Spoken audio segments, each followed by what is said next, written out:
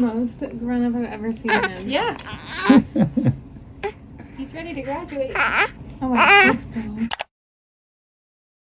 Hello everyone, welcome back to my channel. My name is Renee. If you're new, hi, welcome. Also, if you are experiencing a NICU journey, I just want to say, first of all, you are so strong. It is the toughest journey ever. There's so many different ranges as to why you might possibly be in the NICU, but I just want to say that you're really strong, and if you need support, just comment down below.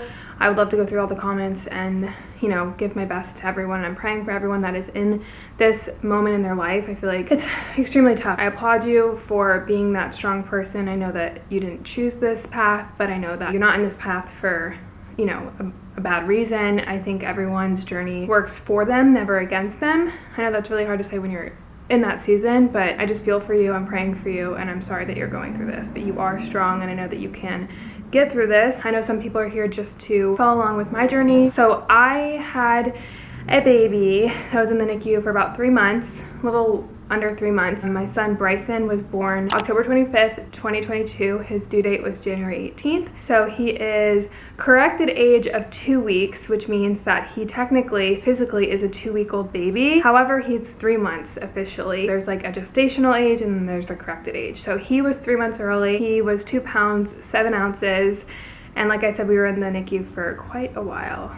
77 days to be exact. So I asked you guys on my Instagram some questions that you guys had for my journey, the NICU experience, all of that. I wrote them all out. So I'm gonna go ahead and just dive right into it.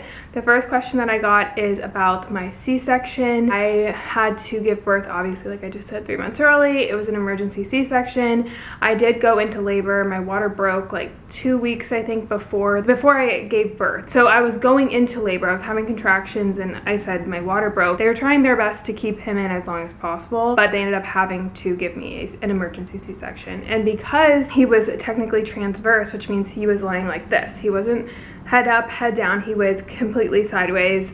They had to cut my uterus vertical. So I had a vertical C-section, and when they first told me this, I was like preparing myself mentally to have a scar down my stomach, like vertical. I will put a clip in here, like a little overlay of what my C-section scar looks like. It's super low. As you can tell, it's horizontal, but my uterus inside is actually cut vertical. So because of that, going forward, if I were to have another baby, I'd have to not be in labor ever again, because I could risk my uterus abrupting or something. I don't know the word. I have to be induced pretty early. I cannot go into labor. If I do, they have to put me right in, and I have to have a C-section for the rest of my life. This was not a complete issue for me. I know a lot of people with C-sections, they don't really want one. Obviously, like, I'd rather have given birth vaginally, but it's not the end of the world. My mom had 2 C-sections. I know a lot of people who had C-sections, and my baby is the best gift that I can have. So having like a scar is not the worst thing in the world for me, and it doesn't bother me whatsoever. I actually really like it. It just reminds me of my son, my beautiful son, and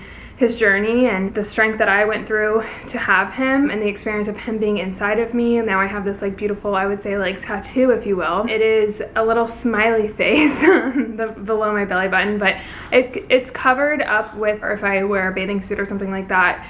And it's a little dark right now. It's like pink because I obviously just gave birth in October. It's currently January 25th. Literally 3 months today. Happy 3-month-old. It's like this 3-month-old birthday, literally today. Recovery time for my C-section. A lot of people say that they can't do things, right away. And I don't know if it's because I gave birth early on, so I technically didn't even hit my 3rd trimester. So I don't know if that affects it at all. I was up and walking the next day. Obviously I was on drugs, so I think that definitely plays a role, but I was walking really slow, obviously, with like a wheelchair. I think I've had a really good recovery time. I'm back to running, I'm back to working out, but I didn't get back to it until 3 months after. Like, I just recently started, which was in January. I tried to run before that, and it just, or not run, I tried to work out or something like that, but it just was not a good situation. I had a lot of postpartum bleeding that just kept coming back, and that was more of a struggle, I would say, than the actually recovery time of feeling, weird. And there was things that I couldn't do in the beginning, like rolling over in bed, and once I started getting off the medicine, I could definitely feel it a little bit more, but it wasn't as painful as I think a lot of people think. And that could just be like my personal experience, but I'm back to normal. I feel completely, I did a handstand yesterday, okay? Any body changes, the only thing that I have is a little like C-section shelf that sometimes is there and sometimes it's completely gone. My body, obviously, like I said, did not go into the 3rd trimester, so I'm very lucky in that sense. Obviously, I would have preferred to have the postpartum body and everything like that. I didn't get like stretch marks. My body is pretty much the same, besides my boobs are really big. I don't know what those are gonna look like after I'm done breastfeeding, but other than that, no. The C-section scar and a little tiny little shelf. Any advice or coping mechanisms that I have for someone experiencing this? I can only speak in terms of moms going through this. I know that dads have a totally different experience, but this is some things that I told myself going through this. Obviously, the journey is like this, and you know, give yourself grace for having moments where you can't hold it all together. Like, and not every day is gonna be like that, and don't beat yourself up for being upset and being sad and being a victim, because you are a victim, and it is a situation where I feel like you are going to be going through ebbs and flows. You know yourself best. If you feel that you or the people around you are telling you that you need help, you know, utilize the help that you have in the NICU, because they do have a lot of people that they can refer you to. And I know that there's a lot of postpartum depression and anxiety, and it's kind of like a weird line between, is it postpartum or not, because you're in the NICU. So even if you didn't experience the pregnancy postpartum issues, it's like you should be depressed and you should be anxious because what you're going through is so extreme. So give yourself grace, you know, all that stuff. But this is what I told myself sometimes to help calm myself down a little bit. Your baby is in the best care ever. It has the best babysitters in the world. It will never get this care ever again. The fact that they are monitored 24/7, there are doctors, nurses, like the best of the best people there. They have the best care. Like, you're never gonna feel this comfortable with the care that your baby's in ever again. I mean, not just for baby, but for you as well. There was a few times that Xander and I talked to the psychiatrist, lactation consultants. Like, there's so much care in the NICU, and there's so much good people that you can be referred to for all different types of things that you're experiencing. Be involved with your baby. That is kangaroo care, frequent visits, lots of, you know, encouragement and talking. There are studies that show when you're supportive and in a good mood and your mindset's really good, those babies thrive more than babies who unfortunately don't get that from their parents or are left alone. I would say there's some really, really sad situations in the NICU, and some babies don't even have parents. The fact that you care and you can show up for them and show them and tell them how strong they are. There are studies done. Xander and I visited the NICU like 2 to 3 times every single day. We're really lucky. We live pretty close to the hospital. We made that a priority, and it's definitely beneficial for your baby. Kangaroo care, there's so many benefits to kangaroo care, but that's basically when you're skin to skin, especially with the mothers, because you give off certain hormones and the baby feels your energy, and it needs that to survive. The primaries, you need primary nurses. So you will eventually get to know your nurses. Every nurse, when they come in, they're like assigned 3 to 4 babies. You will want certain nurses that you vibe with better, or that know your baby, or that you like their kind of parenting style with your baby, and you want to make them your primary. So when they are in, they have your baby first. When I was ever left without a primary, I would freak out. Ask any of my primary nurses.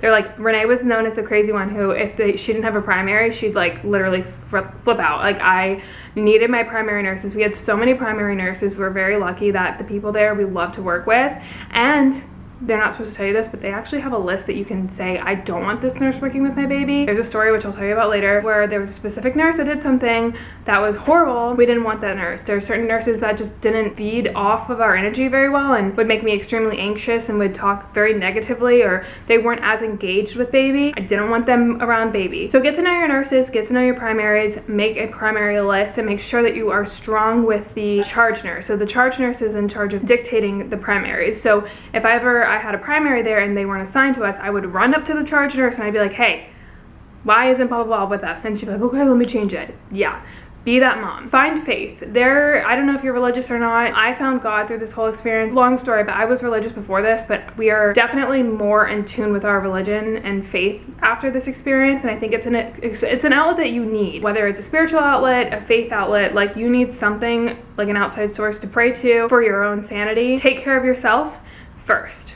That's really hard. Your baby is in the NICU. But like I said, there's studies done that babies can feel your energy and your vibe. If you don't have a good vibe and you're, exhausting yourself, staying when you feel like you need to, rest yourself, babies can feel that. You want to show up as your best self. If I didn't get enough sleep the day before, if I was visiting too much where I wasn't taking care of my body, eating unhealthy and all that stuff, I could feel my energy and my anxiety increase. And that's so bad for the baby. So take care of yourself.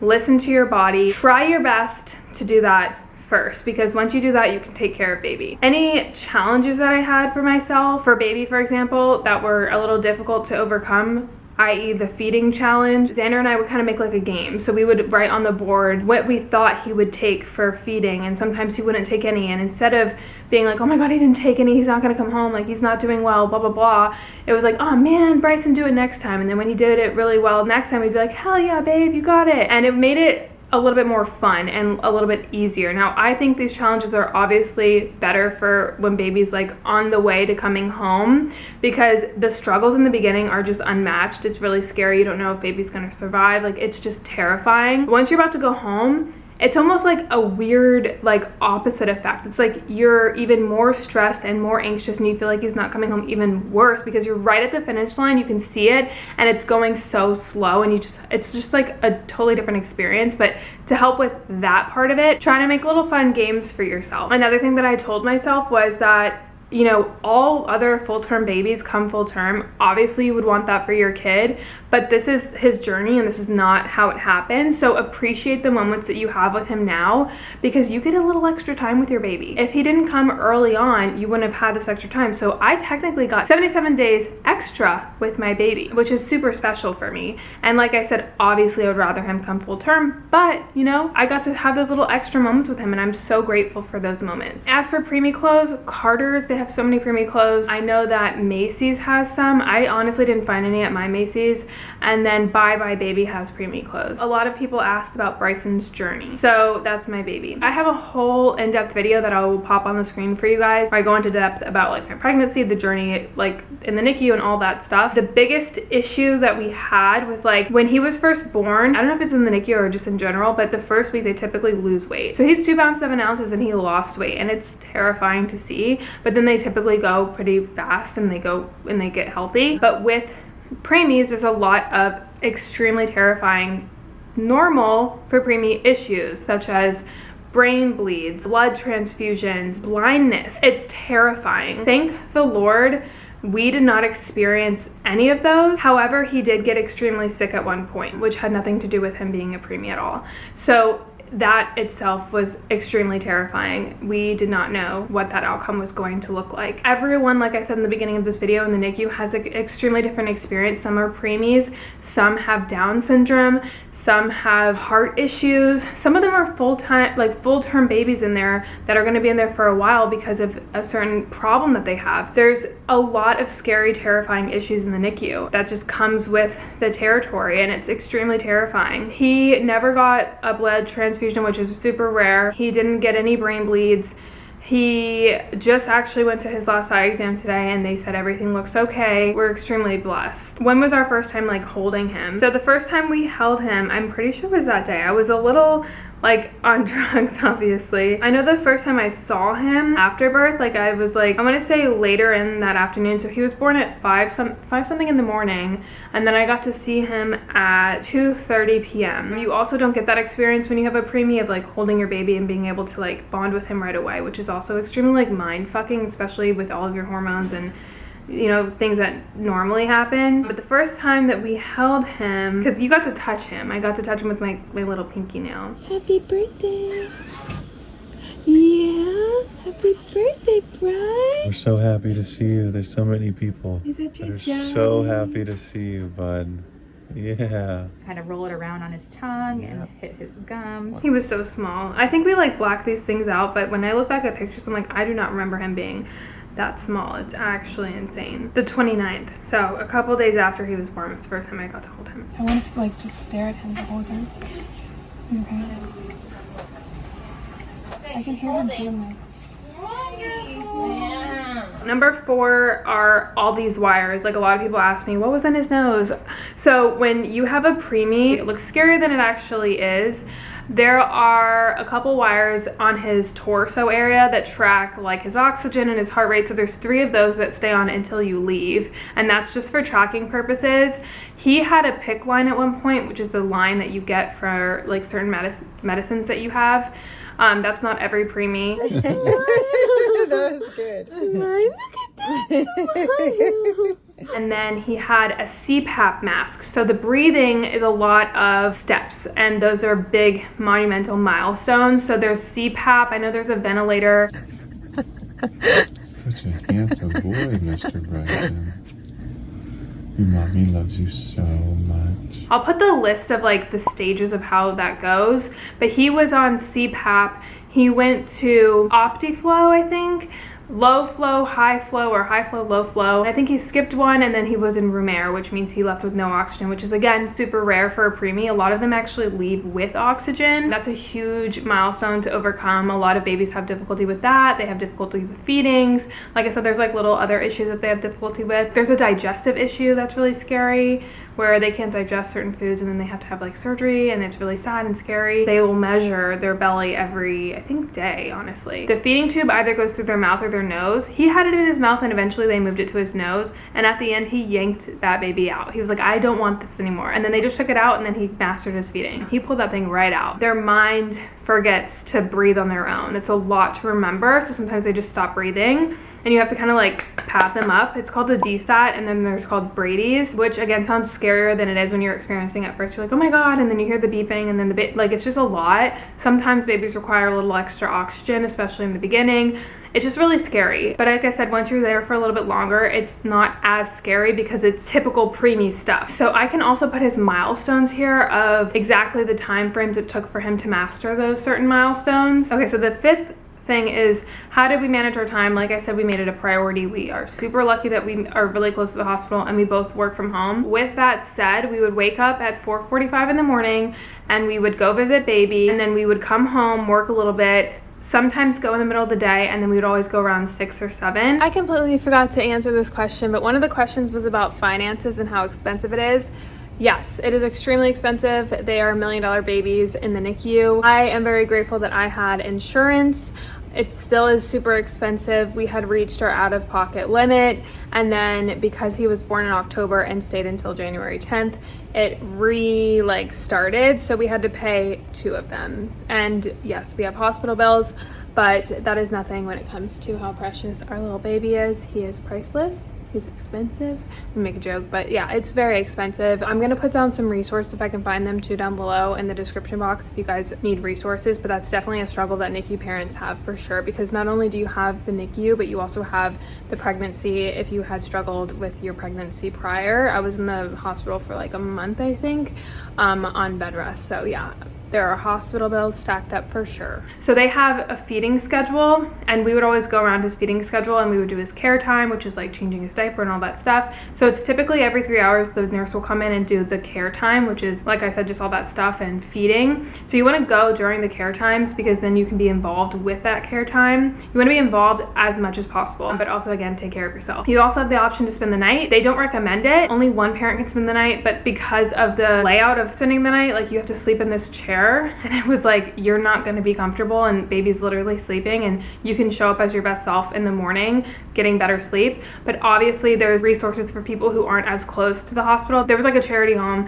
that you could stay at too, which is right next to the hospital. So if you don't have that, they have resources for you. The next question is, did it affect your relationship?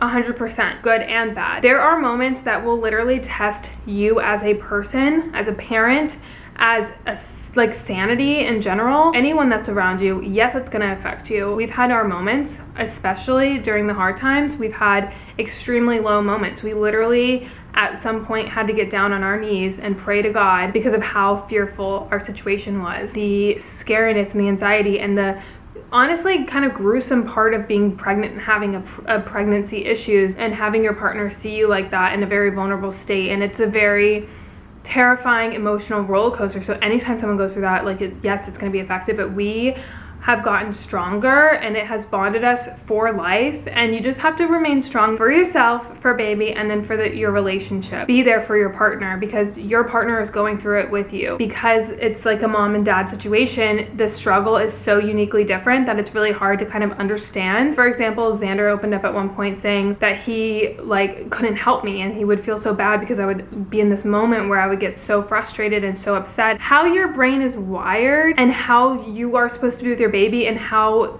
different that experience is when you're in the NICU, it's not natural. It's a very psychotic feeling because you're supposed to be next to your baby. Your body is made to have a baby and, you know, have that baby close by for protecting it, for its survival. You're wired like that, and when you don't get that, like, duh, you're going through all these weird things. And as a dad, you can't really do much.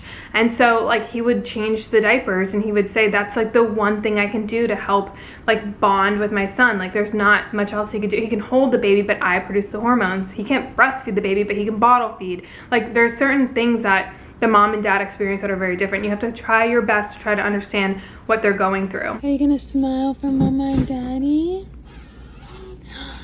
Hi, puppy. So I have a few NICU stories that I wanted to share. One of them being, there was this girl that walked in at some point and she looked a little, I'm not trying to be judgmental, but like I said, there's stories there where, you know, there's moms there who are on drugs and they, you know, have a baby and the baby's born with drugs in their system. There's moms who give up their baby for adoption. There's like a whole bunch of different situations. So there was one situation uniquely that I saw was not the best situation, just from looking. The mom would come back and forth. And one day she left and she was crying. And I wanted to go up to her and something in my like gut was like, don't do it, Renee. And I was like, I need to go up to her. She's like, I want to be there as a mother. Like, this is terrifying. For some reason, I just didn't. And then the next day I'm walking through and I see this couple like holding up a baby and taking pictures with the baby. And I'm like, oh my God, that's so cute. They probably just put, like, a milestone was being able to put clothes on your baby, so they probably just were able to put clothes on her and da-da-da. I'm walking by and I'm like, holy shit, wait, that's the other mom's baby. And then I realized she put the baby up for adoption. So I saw the moment this mother left her baby and the moment that the adoptive parents came and adopted and got to meet their baby. That was such a uniquely, beautifully, really sad story, but it was something that was so NICU. To be able to experience that was really, you know, interesting and beautiful in a really somber way. So that's just one of the NICU stories. There's a lot of other NICU stories. What were the biggest difficulties and the worst moments that we had? Obviously, when he got sick, it was terrifying. There was a nurse who messed up pretty big. I felt bad for her, but at the same time, I'm a protective mom and I was pissed. There was a certain situation where she had unplugged something that she wasn't supposed to unplug.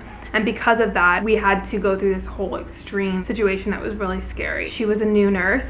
There were a few times where other nurses came in and they could see her kind of like shaking, asking her if she needed help, and she kept saying no, no, no.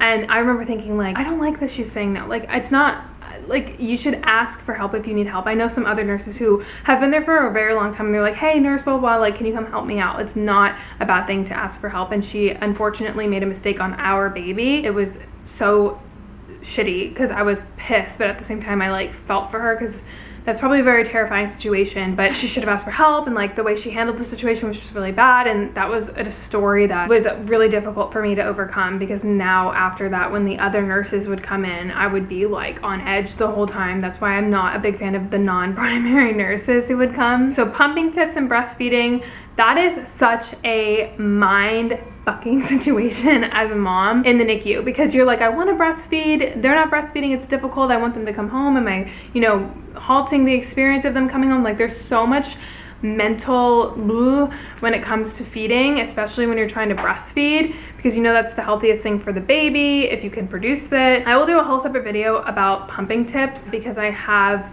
a whole list of things that I have for advice, especially for first-time moms with smaller boobs like me. The pump that I use is Spectra. I would pump every 3 hours to keep up with my supply. Yes, that includes in the nighttime. I had so much milk because of that. You got to start early and then just keep it up. If you miss even just 1 or 2, it will definitely affect you. I had mastitis at one point. Like, the pumping situation is just like, I'm still pumping, and yes, I'm trying to breastfeed. He's not 100% exclusive just yet. That's the goal. His birth story. So all about my pregnancy and all about the issues that resolved, like the day by day of like his story, again, is in that video, which I will pop on the screen here. I don't think I can actually link it again, but I'll pop it down below in the description box if you guys want to watch that. It's very in-depth. And then the last thing is the post-NICU journey. Follow-ups. Yes, you have to have more follow-ups if you are in the NICU. He has a lot of appointments, and he's going to be like that probably for the first like year or 2 of his life. They say his corrected and gestational age will kind of like match up when he hits 2. So he's technically behind or ahead, if you think about it, other babies, because he's a newborn technically, but he's 3 months old, so he's not doing what the 3-month-olds are doing, but there's some things that he wasn't supposed to do as a newborn, like he's lifting his head right away. So it's just like this weird on paper age is like really weird. Because of that, he has a lot of milestones. So there's like hearing stuff, his eyesight's, like there's eye exams, obviously the pediatric care, follow up with his weight and all of that stuff. Obviously when you get home, it's like a honeymoon phase, like you get really excited, but then life hits you and you're like, holy shit, like this is terrifying. I got the owlet sock.